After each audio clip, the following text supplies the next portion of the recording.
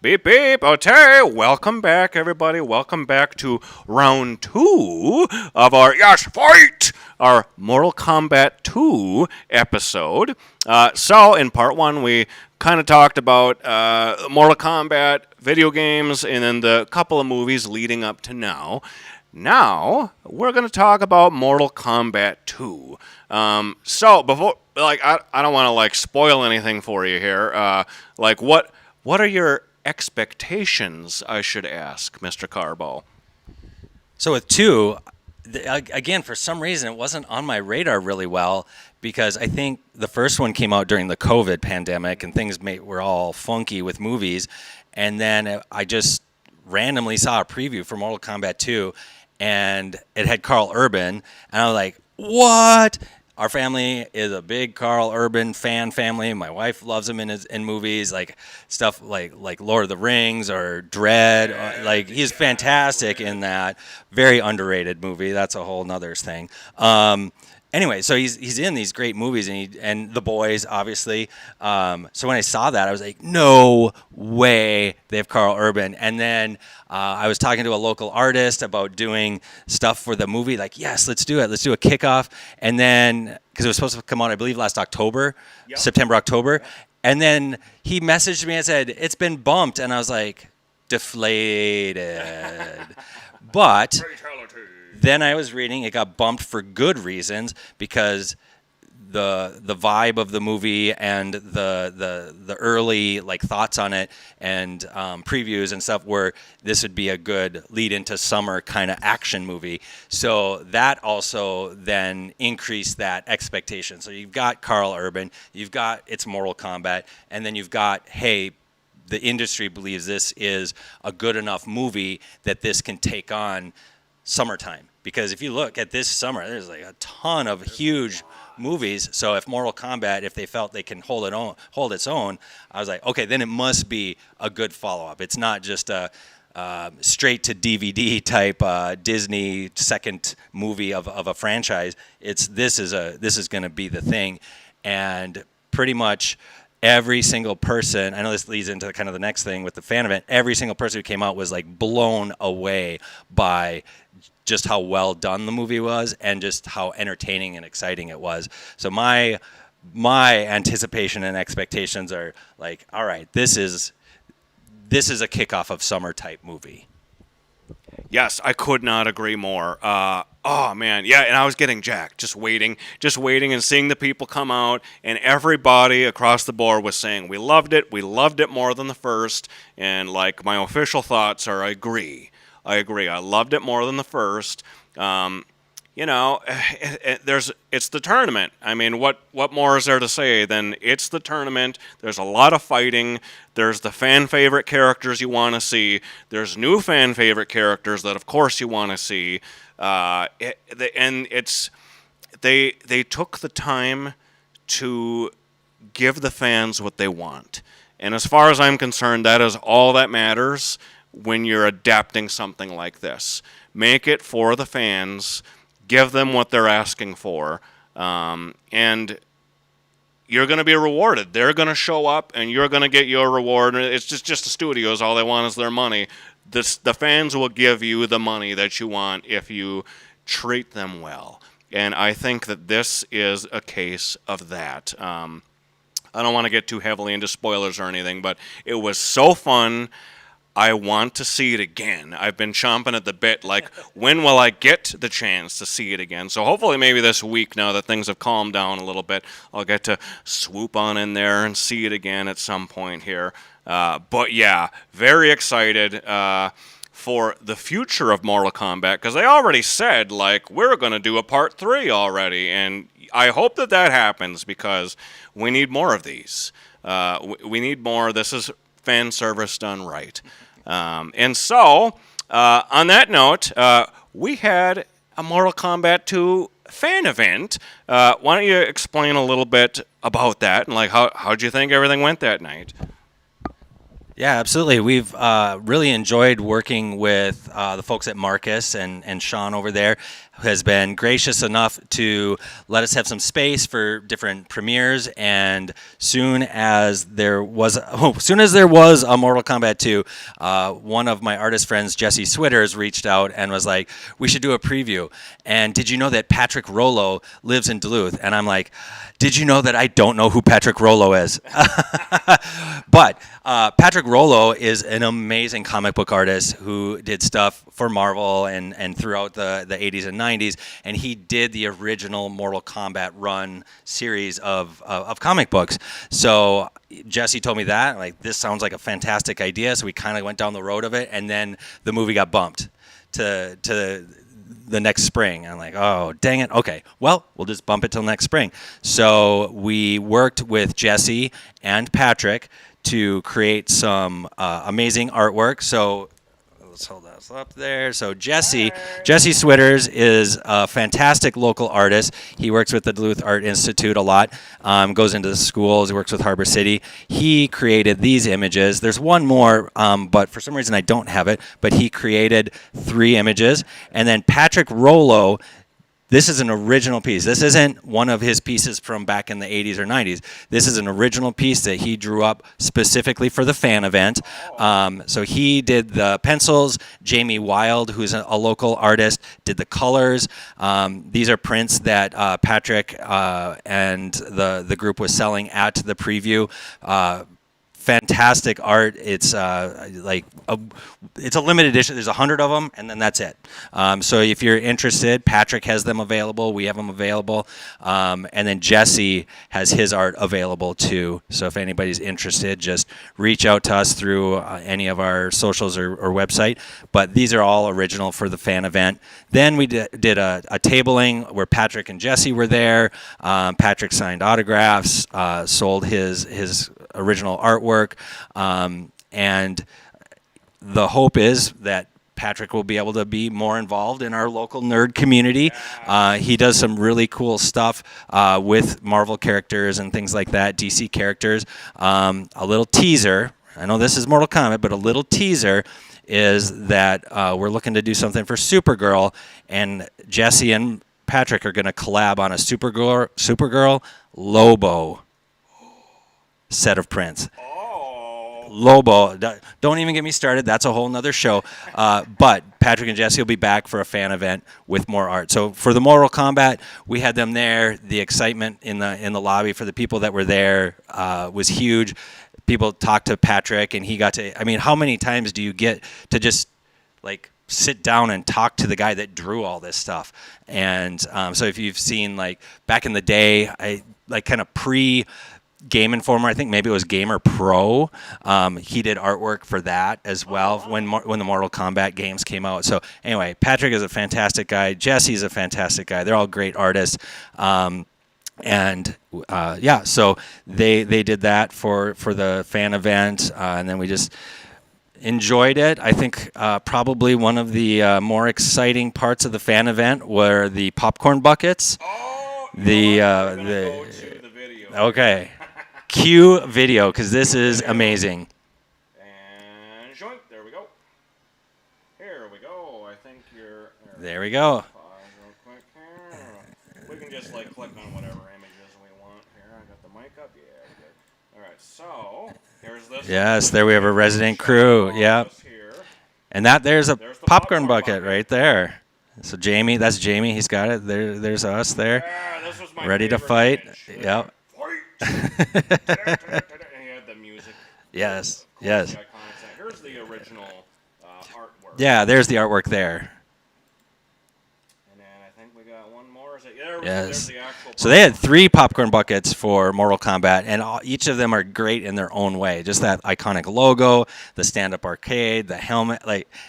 This popcorn bucket thing you've probably done episodes on it. It's become a thing. Yeah. It's a thing. But that helmet is sick. Gonna go back to cam, joink. There we go. Yeah, even our friend had put even our buddy who was there had like taken the devices and stuff out of the popcorn bottle and then boop, he put it on top of his head. So it is a wearable helmet. We want to make that point clear. And that's like it doesn't even need to be. It just looks so cool. What else can we expect moving forward? Because this fan event was gigantic. I think it went really well. It got a lot of people jazzed for the movie. So, what does Mr. Stephen Kaarbo have planned? Yeah, well, I think coming off the heels of Mortal Kombat 2, the excitement of that, we've already talked to the folks at Marcus and Sean, and I mean, you see all the stuff up here, Mandalorian and Grogu. I mean, we're just literally days away from the premiere. So on Thursday, the Marcus fan event is at the 6:45 showing. A lot of us will also be there for the 10 o'clock showing for the Ultra screen. So we plan to be at Marcus from 5 to 9 on Thursday night, and we'll have folks in costume. We'll have Star Wars giveaways. We'll have art that we'll have there as well. The excitement for Mandalorian and Grogu, I think, is just kind of ratcheted up every time they've put out a spot or a trailer, or like they've ratcheted up, because I think there was this kind of early, we don't really know what to expect. And as it's kind of ratcheted up, there's just more and more excitement to, this is just going to be a fun adventure. This is not going to be, all right, I have to have read 20 books and 13 comics, and I have to know everything about the expanded universe. This can be, hey, I know who Mandalorian is. I know Grogu or Baby Yoda. And that's all we really need to know going into it. And then we're just going to have a great time. We're going to have fun with this. We're going to go in and just enjoy it. I've seen I've got a lot of people that I follow that are associated with The Mandalorian, and they've just had a great time with it. It's one of those things that it was just fun for them to make and do. And when I've talked to folks, I've met Brennan Wayne, who's the main person in the suit. I know we see Pedro Pascal a lot with the face, but Brennan Wayne is the Mandalorian, and rightfully so. He's credited like second in this movie now. So it's Pedro and Brennan, not like he's stunt double or anything like that. He is kind of like David Prowse, like he is the Mandalorian. And Barry Lowen was another of the Mandalorians, and they've all just enjoyed being in the suit and interacting with Grogu and just having this fun ride with Jon Favreau and Dave Filoni, who are just these great storytellers that can just make a fun story to enjoy. So that's what we're expecting. And you never know who might show up on Thursday. There could be some bounty hunters, so be careful. Don't have a bounty puck on you there. We don't want any of that. So you might want to stay home if you have a bounty on your head. But if you don't, you may want to show up. That's a very exciting. Man, yes, getting to see people that are, not just fans, but people from the movie being there is the thing that sets it apart. It makes it more than just it's a movie. That turns it into an event, right? So, very excited. More surprises to come on that we're not going to spoil here or now. But if you want to see non-stop people from movies, there is a little bit of a gigantic event coming up this summer that I think we got to talk about a little bit. What's the name of this event? So this is your all things nerdy, and Matt referenced it a little bit earlier. So this is Excalibur Con, this coming August at the Deck, August 15th and 16th. If you have even the smallest pinky or small toe bone of nerddom, this is the place to be. Sponsored in part by Collectors Connection and Level Up. There are master level sponsors. Excalibur Con is run by our nonprofit, the mnswca.org. We are your local convention. So this isn't like a big corporate entity coming in to run a Duluth event. This is Duluth, Superior, Northern Minnesota people running an event. So if you like tabletop gaming, Warhammer, Kings of War, Magic, Pokemon, Star Wars Unlimited, One Piece, Riftbound, any of those, you're going to want to come. There's going to be tournament play for those. There'll be some open play. Their Collectors is working on a big Magic tournament, partnering with some folks from the cities. Level Up and the North Star Open is this massive Warhammer event. They just had their spring event. This is the summer event with the winner getting a ticket to the Worlds. Kings of War does the same thing. So if you're a gamer, huge presence with that. Tabletop role-playing, the RPG area is expanded. That'll be huge this year. This year we have an expanded community area. We're moving into Pioneer Hall, so more vendors, more fun stuff. If you like nerdy art, if you like basically anything that you can think of that would fall into your fandom of choice, Star Wars, Star Trek, sci-fi, fantasy, Lord of the Rings, Harry Potter, Mortal Kombat, any of that stuff, you're going to want to come and check us out. We've announced most of our guests. We have folks kind of across the spectrum of folks. We have people from K-pop Demon Hunters. We have people from Delicious in Dungeon and other anime. Amazing Digital Circus, we have 2 actors from. We have Get Your Wrestling Fix. We have folks from the WWE and also the local wrestling crowd. So really, all of these fandoms coming together.